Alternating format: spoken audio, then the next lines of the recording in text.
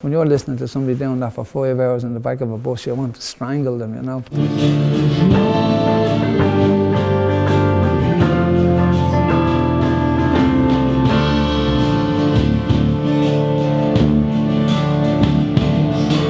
So I always maintain the hardest thing about a band is not writing the songs or playing the gigs, it's getting 5 people that can tolerate each other, you know, because you know, you have a little, something small you might do, sucking your teeth, like that. When you're listening to somebody doing that for 5 hours in the back of a bus, you want to strangle them, you know.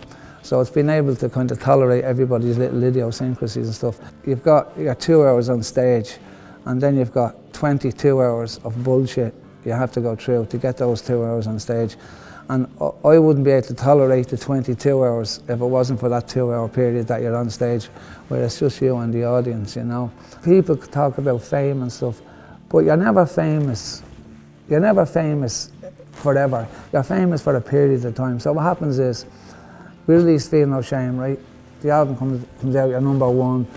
You're invited to all these parties and all the opening of this and the launch of that, you know, and you're famous. So then your record plays diminish. And as they diminish, your invitations diminish in direct proportion. And then you're not famous for a while. Then you release Feel No Crazy World. Boom, you're famous again, you know. And then the Crazy World starts losing its place and you start losing it. Then you're not famous again.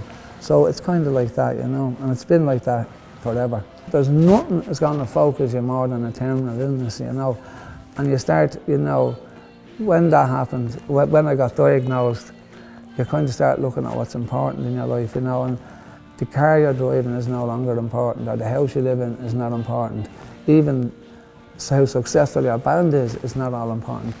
Like you start, your whole priority thing shifts, you know, and you start, to me, family became very important to me, you know. I've got 3 grandkids, so that was very important for me, just to kind of see as much of their lives as I could and be around for their lives. One thing we kind of said a long time ago, that if we were flogging a dead horse, you know, if we were going out and there was 10 people turning up to the gigs and people were looking through their fingers saying, did they not know that the game is up, you know?